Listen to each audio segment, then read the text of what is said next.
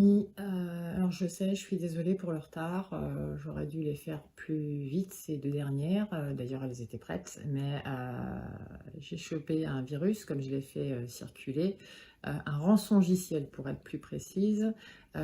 C'est une belle saloperie, ceux qui veulent chercher ce que c'est, bah, Google est votre ami, je vous la fais rapido. C'est un virus qui vous pourrit tous vos dossiers, qui vous pourrit Windows et surtout qui vous crypte toutes vos données personnelles, documents, photos, vidéos. Il y a visiblement une protection au-dessus de ma tête puisque, aux grandes dames de mes détracteurs, tous les dossiers vous concernant n'ont pas été touchés. Vous voyez, comme quoi, Falala, il est avec moi.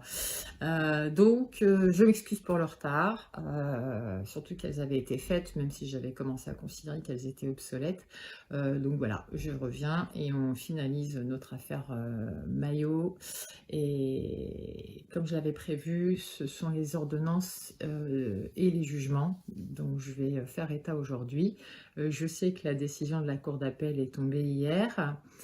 Bon, je suis un peu déçue, mais bon, connaissant les accointances du juge, c'est pas surprenant, hein. Donc on parlera des protections plus tard, parce qu'à un moment, il faut peut-être ouvrir les yeux, hein. Mais bon, vive le héros. En tout cas, il a quand même été reconnu, et c'est confirmé par la justice, comme kidnappeur d'enfants, hein. On en est là. Donc j'avais déjà fait un petit clin d'œil, mais je voudrais quand même remercier Maître d'Angléan pour avoir diffusé sur internet l'ordonnance de renvoi que je n'avais pas, et puis le jugement correctionnel du mois de janvier 2020, parce que bon, moi je me serais contentée du jugement du 30 août 2018. Bon, au final, on va pouvoir faire le tour des trois. Par contre, maître, je me permets, hein, va peut-être falloir apprendre à scanner les documents, parce que d'un côté, on est propre, mais de l'autre côté, il faut une loupe, hein, je ne sais pas, vous avez un souci au niveau gestion. Bref, c'était une petite boutade, je vous remercie. Si vous pouviez faire pareil avec le dernier jugement qui vient d'être rendu, juste pour mes archives, ce serait sympa. Hein, clin d'œil Pampers qui rage. Donc, on va commencer par l'ordonnance de renvoi devant le tribunal correctionnel qui a été réalisé le 18 janvier 2017. Voilà, hein, ordonnance de renvoi, hein, 18 juillet 2017, on a la date, hein, voilà, édité le 18 juillet 2017. Je l'invente pas. Donc, ce qu'on appelle l'ordonnance de renvoi, c'est un peu les conclusions de l'enquête qui permettent de déterminer si oui ou non on envoie les gens devant le tribunal, et donc un juge pourra être jugé et condamné selon si on estime qu'il y a condamnation. Donc, on va reprendre les attendus dans les faits établis. Le samedi 22 septembre 2012, les gendarmes d'Amancet, alors en service de surveillance générale sur la commune de Bolandos, procédaient au contrôle d'un véhicule Mercedes Vito qui circulait sur la RD 32. Le conducteur obtempérait et stationnait son véhicule. Il présentait alors son permis de conduire au nom de Christophe Borja, ainsi que les papiers afférents aux 10 véhicules. Le passager présentait une photocopie de sa carte d'identité au nom de Christian Maillot, puis ouvrait précipitamment la porte et prenait la fuite à pied à travers champs. Malgré une poursuite par les gendarmes sur place et l'appel de renfort, le fuyard n'était pas retrouvé. Il s'avérait que Christian Maillot faisait l'objet d'un mandat d'arrêt suite à sa condamnation à la peine de 1 an d'emprisonnement par le tribunal correctionnel de Perpignan en date du 2 avril 2009 pour soustraction d'enfants des mains de la personne chargée de la garde. Oh, dis donc, encore une histoire d'enlèvement d'enfants, c'est surprenant, hein. Donc je rappelle que c'est le soir même que Christian Maillot avait été récupéré à la sortie de son champ par Janet et Jérémy, qui, je l'ai su récemment, l'ont déposé en Suisse. On se demande bien chez qui, mais on finira par le savoir. Voilà, on continue, c'était mon petit clin d'œil. Christophe Borja déclarait qu'il connaissait très peu son passager dénommé Elliot, et dont il était surpris du comportement. Il expliquait être sur la région d'Amancet car il s'était perdu en se rendant chez des amis que devait lui présenter Elliot pour un projet éco-bio. Il affirmait ne pas connaître son nom de famille, ni sa vie ou son passé. S'agissant d'une rencontre fortuite et récente, à l'issue de son audition, Christophe Borja était laissé libre et il lui était rendu les affaires de Christian Maillot. La foule du véhicule permettait de trouver, outre des papiers au nom de Christian Maillot et des effets personnels, 2 cahiers. Un cahier format A4 comportant 26 pages manuscrites et un second cahier de petite taille comportant 23 pages manuscrites. Les mentions manuscrites proviennent de plusieurs auteurs différents. La lecture de ces écrits permettait de présumer que leurs auteurs avaient mis en place des surveillances et observations et organisé un réseau de contacts afin de procéder à l'enlèvement d'enfants. Notamment sur le petit cahier figuraient les mentions sous l'entête « Action clandestine offensive dossier Léa », faisant état de la récupération de 3 enfants avec les options d'action comme kidnapper, séquestrer les adultes ou encore prendre d'assaut la maison pour neutraliser les occupants, les faire avouer et récupérer les enfants et rechercher des preuves, voire de l'argent. Que des trucs pis, hein. Ces écrits étaient suivis de notes sur une famille dont les professions des pères et grands-parents étaient renseignées, comme le type et numéro d'immatriculation des véhicules par eux utilisés.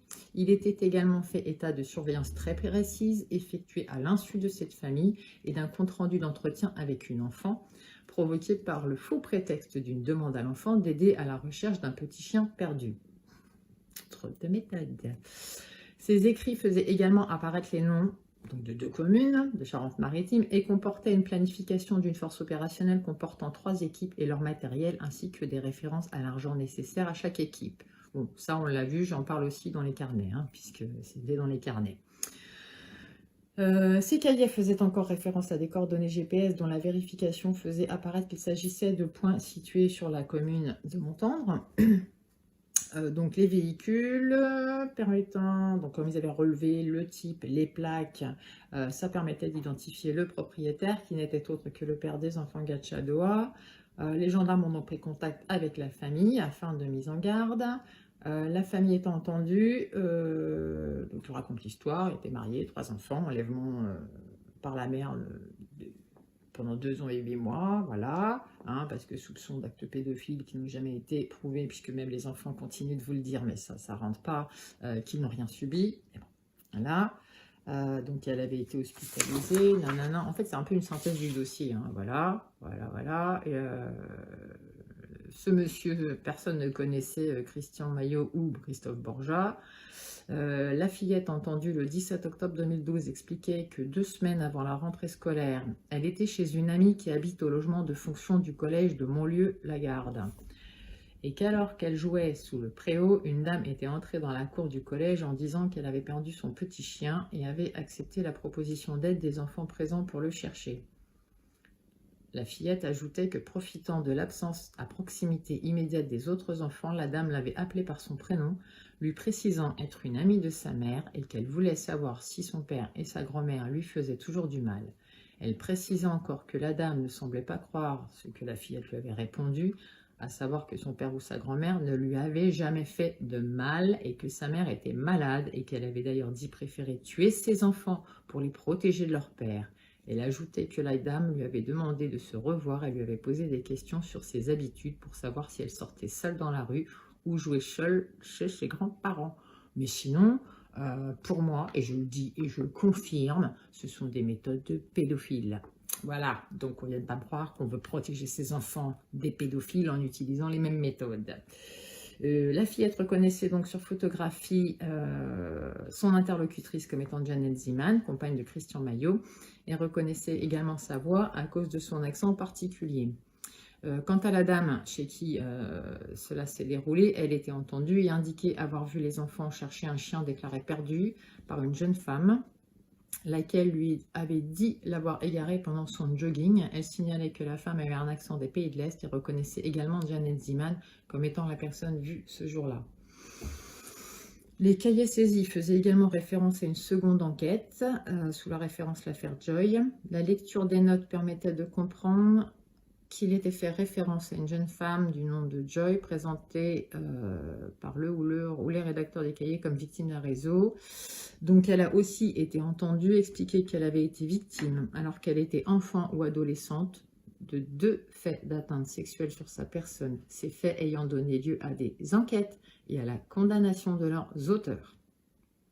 On est loin du réseau pédophile qu'ils étaient partis chercher à Besançon. Elle affirmait qu'en aucun cas son milieu familial n'était en cause et qu'il n'existait aucun réseau pornographique à sa connaissance. Et pourtant, c'est pas ce qu'on nous a vendu.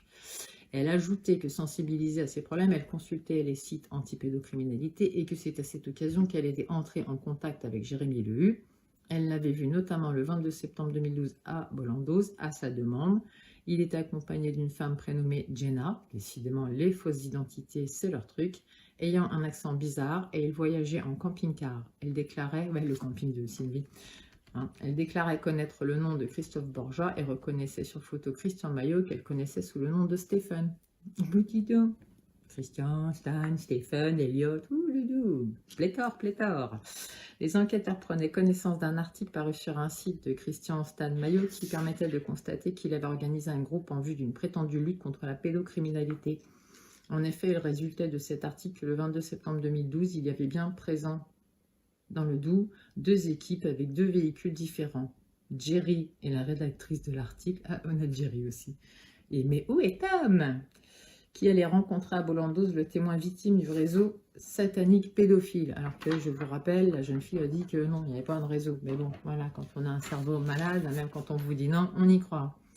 Hein, voilà. La seconde équipe contrôlée par les services de gendarmerie est composée de Stan Maillot et Christophe Borja, désigné comme le conducteur du véhicule contrôlé. Il ressortait encore de cet article que son auteur allait organiser une conférence publique à Amancet au prétexte que Christian Maillot aurait été arrêté mais tenu au secret, voire qu'il serait en danger de mort. Donc je le redis encore une fois, depuis le temps nous avons tous compris et su sans aucune ambiguïté que cette disparition c'était que du flanc pour récupérer au bas mot 15 000 € pour pouvoir vivre sur votre dos, puisque le soir même, je le redis et je le répète, Maillot était récupéré à la sortie de son champ par Janet et Jérémy et qu'il était déposé en Suisse. Chez qui, je vous le demande. Mais je vais le trouver. Faites-moi confiance, ça m'intéresse. Concernant Christophe Borja, parce qu'après, donc c'est chaque accusé, co-accusé avec sa petite histoire. Bon, je pense qu'on avait fait pas mal le tour, hein. Donc il est interpellé, placé en garde à vue, il expliquait qu'il avait découvert depuis 1 an l'existence, non ça c'est le 23 octobre 2012, quand ils ont décidé en fin de compte de quand même l'arrêter, découvert l'existence depuis 1 an de réseaux pédocriminels, qu'il participait via internet à des discussions sur des sites de lutte contre la pédopornographie. Il indiquait qu'il administrait d'ailleurs un groupe Facebook avec Jérémy Lehu, qu'il avait connu par ce biais et qu'il avait rencontré à Marseille en juin 2012. Il ajoutait qu'il savait que Jérémy Lehu menait des enquêtes dans le but de diffuser des dossiers sur Internet. On n'en a jamais vu aucun, mais bon, voilà, il fait des enquêtes. Il ajoutait qu'il savait que Jérémy Lehu menait des enquêtes dans le but de diffuser des dossiers, qu'il s'occupait notamment d'un dossier sur Besançon. Donc on vient de voir que le dossier de Besançon, c'était beaucoup de vent, puisque les faits ont été jugés, condamnés. Enfin, la victime a obtenu justice. Je ne vois pas pourquoi ils sont partis dans une sorte de réseau. Il précisait avoir découvert sur Internet Stan Maillot et avoir été impressionné par le personnage. Il affirmait alors qu'il rendait visite à sa sœur sur Bordeaux vers la mi-août 2012. Il avait été contacté par Stan Maillot via Internet pour le rencontrer, puis par téléphone par sa compagne. Il indiquait qu'un rendez-vous était alors fixé et que Stan et sa compagne Janet lui avaient expliqué être dans la région pour une enquête sur une maman à laquelle la justice avait enlevé ses enfants pour les confier à un père pédophile. Il reconnaissait avoir accepté de les aider, ayant compris que les enfants étaient en danger. Il précisait que l'histoire de cette mère circulait sur Internet et qu'elle s'appelait Sandrine. Il déclarait qu'il les avait rejoints là-bas et qu'il avait été chargé de noter toutes les entrées dans l'immeuble du père des enfants, vu que les adultes étaient supposés appartenir à un réseau pédopornographique. Il était reparti au bout de quelques jours. Il affirmait qu'il n'avait fait qu'une surveillance visuelle, même si Stan Maillot avait bien du matériel de surveillance plus moderne. Il affirmait qu'il n'était pas au courant de ce qui se serait passé si les enfants avaient été considérés en danger. Il affirmait encore qu'il ne connaissait pas le contenu des carnets saisis quant aux intentions d'action violente qui y figuraient, mais qu'il n'était de toute façon pas question pour lui de procéder à des enlèvements d'enfants ou d'adultes et que ce seraient des méthodes de gangsters. Moi j'aurais dit pédophile, mais en l'occurrence la violence ce sont des méthodes de gangsters. Il reconnaissait néanmoins lors de sa mise en examen que tout le monde savait que Stan Maillot avait eu des déboires judiciaires, même s'il ignorait qu'il existait un mandat d'arrêt à son encontre. N'importe qui était au courant. Mais bon, bref, quand on est un mythomane, on n'est plus un mensonge près, surtout quand à la première audition on a parlé d'Elliot au lieu d'avouer clairement que c'était Stan Maillot. Donc aussi, excusez-moi, hein, moi les victimes comme ça, j'en fais un tous les matins après mon café. Il ajoutait que vers la mi-septembre, Janet Zeman l'avait recontacté pour qu'il se voie avec Stan Maillot et Jérémy Lehu pour le dossier Joy de Besançon. Il confirmait qu'ils étaient partis à 2 véhicules et que sur place, ils avaient vérifié des adresses d'une maison signalée par la victime comme lieu possible de soirée pédosatanique. Puis s'était rendu au rendez-vous avec la victime à Volandos. Il expliquait que Stan Mayo avait fait 2 équipes et que c'est alors qu'il avait été contrôlé par les gendarmes. Il soutenait qu'impressionné par son arrestation, il avait inventé une histoire et qu'après son audition, il avait jeté toutes les affaires de Stan dans une poubelle, après avoir pris connaissance du contenu des cahiers et était rentré chez lui. Alors ça, c'est une question qui me turlupine. Justement, après avoir pris connaissance de ces notes, Monsieur Borja, pourquoi vous les avez mis à la poubelle, ces preuves? Ah, vous avez bien compris l'enjeu en fait. Vous essayez encore de bouser la justice. Vous voyez, ça n'a pas vraiment bien marché. Il était donc mis en examen pour avoir cours en 2012, en tout cas sur le territoire national depuis temps non couvert par la prescription, participé à un groupement formé ou une entente établie en vue de la préparation caractérisée par un ou plusieurs faits matériels, blablabla. Il résulte de l'enquête que Christophe Borja a intégré en connaissance de cause le groupe informel créé par Christian Mayo, dont il ne pouvait ignorer le passé judiciaire, pas plus que la situation pénale. En effet, la réputation de Christian Mayo est basée sur ses antécédents et le fait qu'agissant dans la clandestinité pour combattre de prétendus réseaux pédophiles, il met en place un groupuscule pour l'aider dans sa tâche qui consiste à soustraire des enfants présumés en danger du fait de la prétendue inaction des forces de l'ordre ou de la justice. C'est d'ailleurs le caractère illégal de ces actes et ces situations de fuite face à une condamnation judiciaire qui lui permet d'attirer des personnes en mal d'action et auto-convaincues de mener un combat juste. Trouvez-vous des vraies vies, les gens, hein? Il reconnaît d'ailleurs avoir été impressionné par l'aura de Christian Mayo lors de la consultation de son site RRR. Il n'ignorait rien non plus de la clandestinité dans laquelle Christian Mayo vivait du fait de ses démêlés avec l'injustice, ni du luxe de précaution de l'intéressé pour éviter de laisser toute trace de ses passages. Véhicules prêtés, puces téléphoniques régulièrement changées et au nom de tiers, changement de résidence. Nonobstant ces déclarations suivant lesquelles il n'aurait jamais participé à l'enlèvement des enfants, Christophe Borja a pu démontrer sa capacité à inventer et à dissimuler dans le cadre de sa déclaration aux gendarmes lors de son interpellation suite au contrôle routier du 22 septembre 2012. Il a reconnu avoir participé pendant plusieurs jours à la surveillance de la famille, dont il a pu noter les faits et gestes, le tout dans la plus grande clandestinité et dans le cadre d'une organisation humaine et matérielle très précise. Sa présence sur place pendant 6 jours et sa participation active à la surveillance ne sont pas contestés et résultent au demeurant des vérifications téléphoniques effectuées par les enquêteurs puisque la ligne utilisée par Christophe Borja active des relais sur place entre le 16 et le 21 août. Cette participation active et clandestine à une surveillance pouvait déboucher sur une mise à l'abri des enfants, raison d'être de cette association clandestine, et aurait constitué en réalité un enlèvement des enfants à leur père, seul détenteur de l'autorité parentale. C'est donc en toute connaissance de cause que Christophe Borja a participé à cette entreprise et a commis des actes actifs de surveillance ayant pour objet de se renseigner sur les allées et venues de la famille et a ainsi participé au délit d'association de malfaiteurs. Son nom figurait au demeurant sur la liste des équipes opérationnelles en cas de mise en œuvre d'une action d'enlèvement. Christophe Borja a fait l'objet d'un mandat de dépôt en date du 25 octobre 2012 et n'a été remis en liberté que le 11 décembre 2012 sur décision de la Chambre d'instruction avec interdiction de quitter le territoire français, de rencontrer les autres protagonistes du dossier. Il avait par ailleurs obligation de se rendre une fois par semaine à la gendarmerie de sa commune. Ce contrôle judiciaire sera modifié à la demande de l'intéressé pour des raisons professionnelles. Donc après on parle de son casier.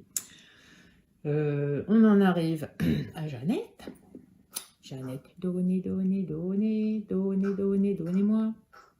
Alors, Jeannette, elle a été interpellée le 23 octobre 2012 alors qu'elle se trouvait dans la région de Besançon en compagnie de Jérémy Lehu dans un véhicule Peugeot 307 avec une fausse plaque. Ouais. Il apparaissait que ce véhicule appartenait en réalité à une dénommée Sylvie Peyron. Donc, un camping-car et une 307. Dans ce véhicule, il était trouvé des documents au nom de la SARL tenue par Madame Peyron, dont une carte de crédit et une carte pro. Il était par ailleurs trouvé un ordinateur portable, des cahiers et notes, un GPS, une paire de jumelles et un téléphone portable. Il apparaissait encore que le téléphone portable utilisé par Jeannette était à qui? Devinez-le, il est enregistré au nom de Sylvie Peyron. On est loin du pot de confiture. Donc on refait l'inventaire. Dans son sac à main, il était trouvé 4 cartes SIM. Moi, j'en ai qu'une. Hein. Et 200 € en francs suisses. Oh. Se rajoutant une somme de 662 € et une pièce d'or également en sa possession. Elle était placée en garde à vue, expliquait être originaire d'Allemagne, qu'elle avait été cadre dans une banque, avait rencontré Maillot lors d'un séjour dans le sud de la France, précisait qu'une relation s'était nouée et que depuis il était son compagnon. Elle ajoutait avoir eu des économies dépensées dans la cavale avec son compagnon. Enfin bon, depuis le temps, elles sont bien fondues les économies, donc heureusement que tous les petits pigeons sont là pour envoyer du pognon, parce que sinon, ils seraient morts, hein, ce serait pas un luxe. Voilà. Elle ajoutait avoir eu des économies dépensées dans la cavale et que l'argent en sa possession lui avait été remis par les sympathisants. C'est vous les gens, merci d'aider à la cavale. Elle reconnaissait être en cavale avec Christian Maillot depuis que celui-ci s'était soustrait à son contrôle judiciaire dans l'affaire ayant amené à sa condamnation pour laquelle il était recherché. Elle expliquait encore qu'il recherchait les viols ou actes de violence non punis sur les enfants en réalisant des enquêtes en parallèle avec la justice. On a vu la teneur des enquêtes, hein. Il n'y a que l'audition de mère et d'enfants, mais le reste de la famille, les infos, il n'y en a pas. Non, non, c'est ça les enquêtes, c'est ça le journalisme. C'est prendre et recracher sans faire la moindre vérification. Bon, bref, ils en cherchaient. Bon, a priori, pourtant, malgré le temps qu'ils ont passé au Venezuela, pourtant, il y en a là-bas. Hein. Il y avait matière, mais ça ne les a pas intéressés. Donc, elle rajoutait qu'ils utilisaient sur le plan matériel tous les moyens pouvant aider à la recherche de la vérité. Et qu'arrivant à un carrefour, elle commençait à se rendre compte que l'usage de la violence pouvait être un moyen pour obtenir la vérité et pour faire pression sur la justice. Sauf qu'en l'occurrence, dans les carnets de notes, c'était pas faire pression sur la justice par la violence, c'était violenter la famille. Et qu'une fois qu'une prise de conscience de la population acquise, il n'y aurait que la violence qui pourra régler le problème. Voilà où ils en sont. Voilà. Sur les faits concernant les enfants Gatchadoa, elle expliquait qu'ayant eu connaissance de l'histoire de Sandrine via Internet, ils étaient allés à sa rencontre et avaient fait une vidéo non diffusée. Sauf que je rappelle que Gatchadoa, c'est quand même la première à dire qu'elle a perdu son dossier ou qu'on lui a volé. Pourtant, vous voyez, je suis sur les dernières vidéos et je vous en ai montré. Donc elle n'a rien perdu, elle ne veut juste pas vous le montrer parce que c'est accablant. Elle voulait des nouvelles de son enfant et en sous-entendu voulait les récupérer en fonction de leur état. Elle rajoutait qu'ils avaient compris avec son compagnon que cette mère était prête à récupérer ses enfants sans l'exprimer clairement, le but premier étant de voir s'ils allaient bien. Elle précisait encore que Stan avait pris l'initiative d'aller plus loin dans cette affaire sans savoir jusqu'où il voulait aller. Elle reconnaissait que l'éventualité d'une soustraction des enfants était possible. Elle indiquait qu'ils s'étaient rendus sur place avec un camping-car qui leur avait été prêté. Et finissait par reconnaître que ce camping-car avait été prêté par Sylvie Perron, de même que l'ordinateur portable saisi. Oh, quand même. Elle reconnaissait encore que c'est bien elle qui avait contacté la jeune Léa, après 3 jours de surveillance, où les allées et venues de la famille étaient notées, tant par elle-même que son compagnon. Elle confirmait que pour ce faire, elle avait faussement indiqué qu'elle avait perdu son chien pour inciter les enfants à le rechercher et à s'éloigner, ce qui lui avait permis de parler à la fillette en se présentant comme une amie de sa maman, qui s'inquiétait. Elle indiquait avoir été perturbée par le fait que Léa lui ait dit que tout allait bien, tant pour elle que pour ses frères, malgré ses interrogations sur son père et sa grand-mère. Elle reconnaissait avoir proposé à la fillette de se rencontrer à nouveau plus tard. Elle admettait que la première rencontre avait eu lieu avant qu'elle ne fasse appel à Christophe Borja et expliquait sa venue par la nécessité de refaire des surveillances et de revoir Léa.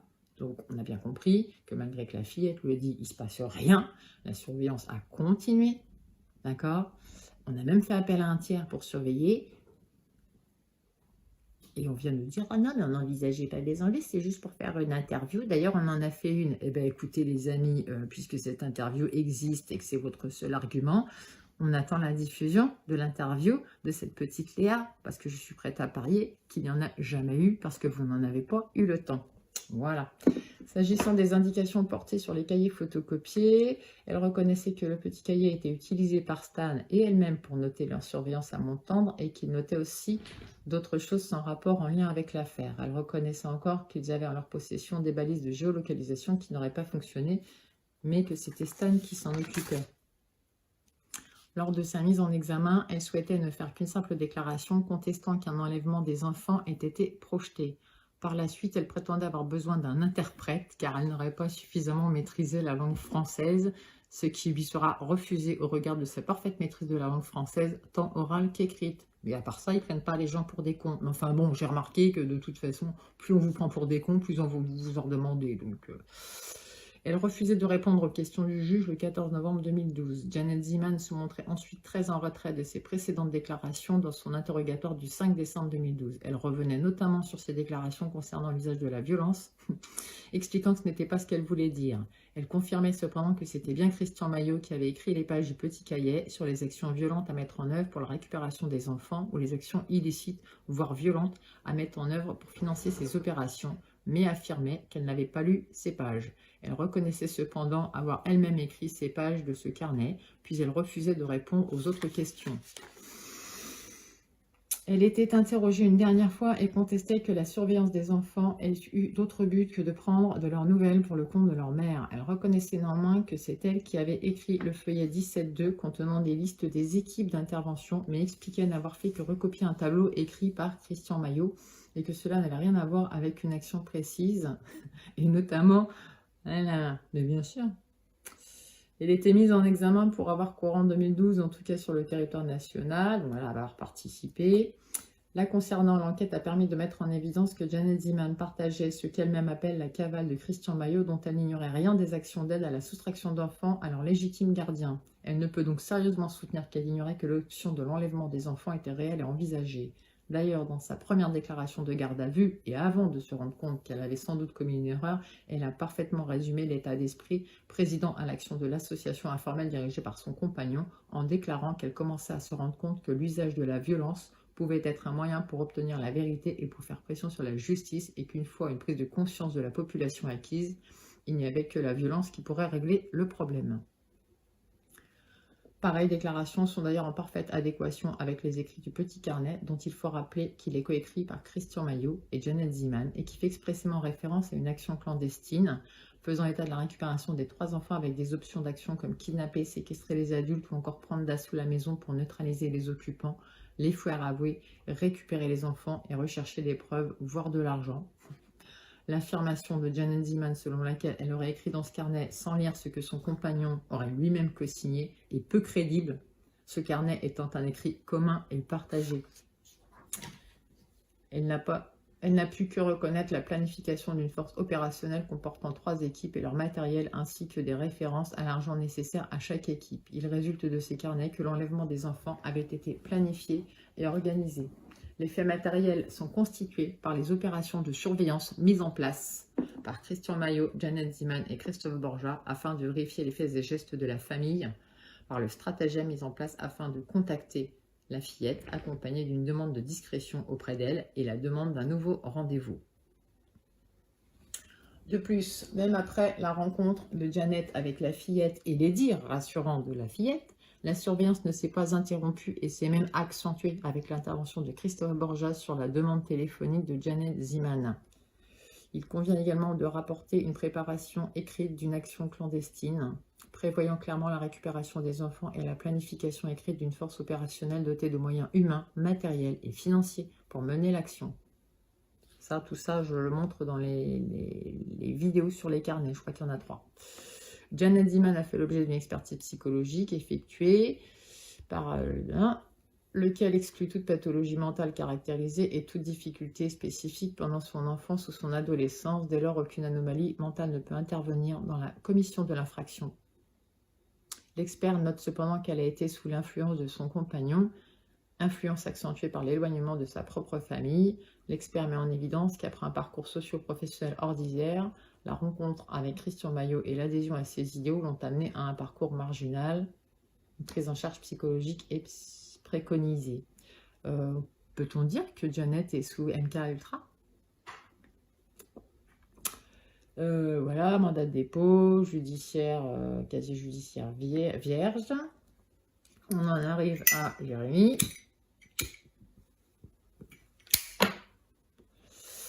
Interpellé le 23 octobre avec Janet, Il déclarait être venu dans la région de Besançon à la demande de Janet Ziman qui avait organisé le 20 octobre 2012 une conférence de presse sur la disparition de Christian Maillot, lui-même en ayant profité pour s'exprimer sur une affaire de pédocriminalité qui se passait selon lui à Bolandose.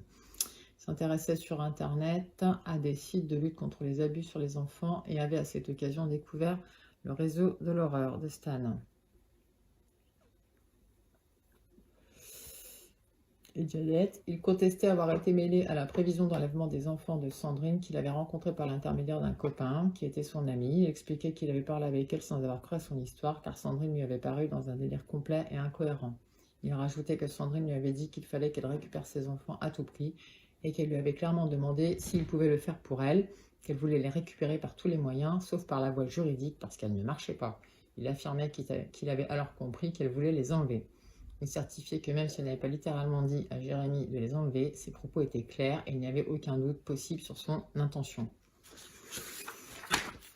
Il rajoutait que cette intention avait été confirmée par son ami David, qui lui avait dit que la seule chose que voulait Sandrine était de trouver des gens pour enlever ses enfants. Lui-même n'étant pas d'accord, il indiquait que par la suite Sandrine l'avait relancé, mais sans qu'il ne donne suite, car il ne croyait pas à son histoire. Il confirmait, réentendu sur ce point lors de sa mise en examen, que Sandrine Gatchadoua voulait à tout prix récupérer ses enfants.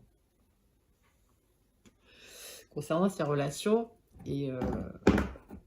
avec Christian Maillot, il soutenait qu'il l'avait rencontré par hasard avec sa compagne en juillet 2012 sur Toulouse. Il rajoutait qu'un dénommé Paul-Émile Charlton, également investi dans la lutte contre la pédophilie, lui avait conseillé de se méfier d'eux. Lors de sa mise en examen, il reconnaissait que Stan Maillot voulait le revoir pour voir s'il acceptait de travailler avec lui. Il expliquait qu'il n'avait plus de contact avec eux, mais qu'il savait qu'il voulait travailler sur l'affaire de Sandrine sans qu'il l'ait averti qu'il voulait enlever les enfants pour le compte de leur mère. Il rajoutait que cependant, il se doutait que cela devait flotter dans la tête de Stan et Janet. Interrogé sur la présence de son prénom dans la liste présumée des équipes potentielles pour l'enlèvement des enfants, il affirmait n'avoir jamais été contacté pour cette action, qu'il aurait de toute façon refusé et qu'il faisait des plans sans rien demander aux autres. Lors de sa mise en examen, il reconnaissait savoir qu'il vivait dans la clandestinité suite à une précédente affaire de 2007. Il ajoutait qu'il connaissait également Toff, rencontré également sur Internet, qu'il était allé rencontrer sur Marseille et avec qui il avait administré sur Internet un groupe contre la pédocriminalité. Il indiqua encore que Toff lui avait demandé de le rejoindre sur Bordeaux, qu'il ne savait pas pourquoi, même s'il se doutait qu'il voulait lui parler de quelque chose. Mais il n'y était pas allé. Il précisait que Christophe Borja l'avait recontacté en septembre pour le dossier de Joy, avec laquelle il était en contact pour monter un dossier.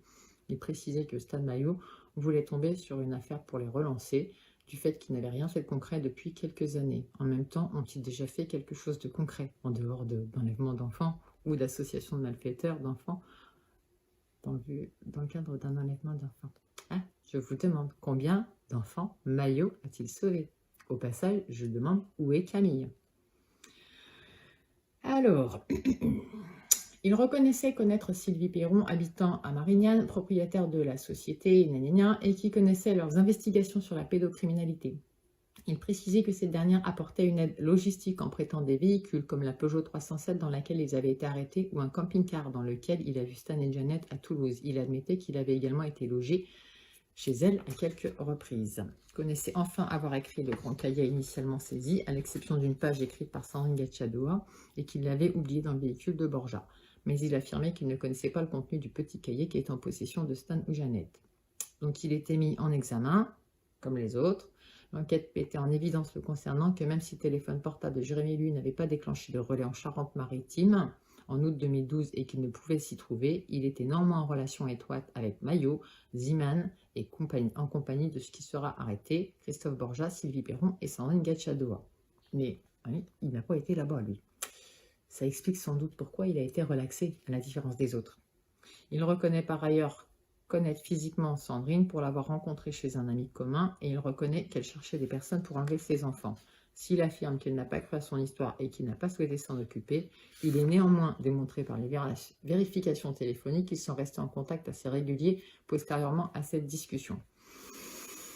Alors qu'il n'ignore rien des projets d'enlèvement de Christian Maillot et Janet Ziman, dont il dit se douter que cela devait flotter dans la tête, il n'en continuera pas moins à les contacter et à agir à leur côté, acceptant notamment d'organiser ensemble une visite à Joy pour permettre à Christian Maillot et Janet Ziman de se relancer.